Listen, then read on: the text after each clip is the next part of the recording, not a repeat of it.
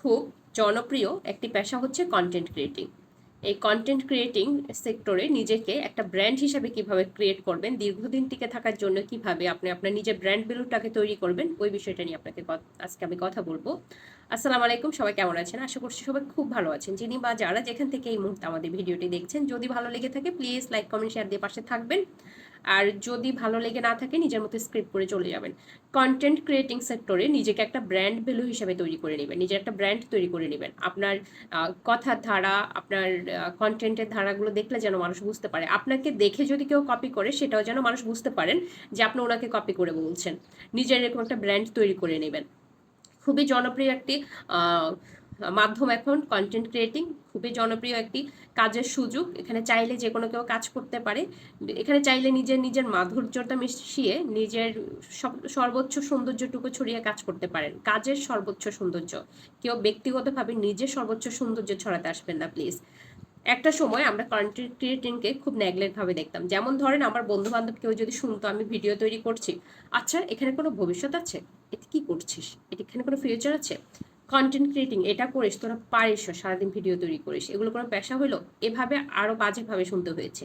কিন্তু এখন এসে আমার ওই সকল বন্ধুরাই আমাকে বলছেন কিভাবে শুরু করতে হবে, তুই তো অনেক ভালো করছিস, বেশ ভালো লাগছে তুই করছিস, তোকে দেখে ইন্সপায়ার হচ্ছে, তোকে দেখে কাজ করতে ইচ্ছে হচ্ছে।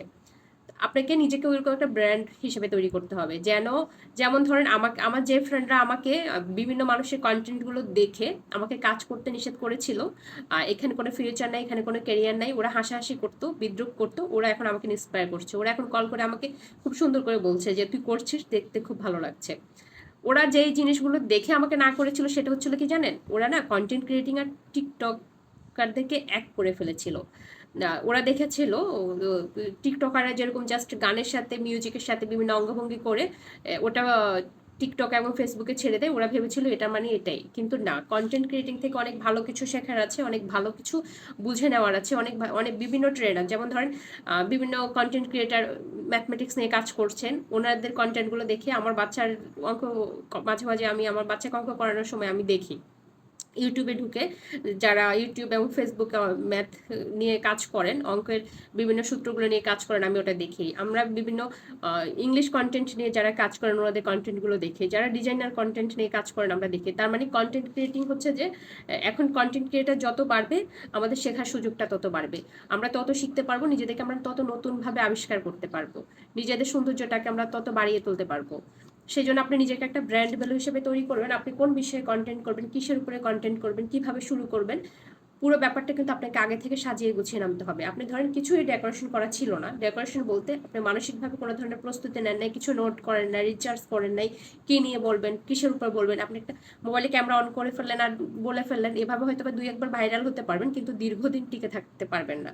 দীর্ঘদিন টিকে থাকার জন্য আপনাকে খুব ডিটারমাইন্ড হয়ে নামতে হবে, খুব ভালো করে এটা নিয়ে পর্যবেক্ষণ করতে হবে যে আপনি কোন কোন বিষয়ের উপর কন্টেন্ট করবেন। আপনি কন্টেন্ট ক্রিয়েটার হিসেবে আপনি একটা সাপ্তাহিক প্ল্যান তৈরি করতে পারেন, এক সপ্তাহে আপনি কয়টা ভিডিও আপলোড করবেন এবং কোন টপিকের উপর ভিডিও আপলোড করবেন।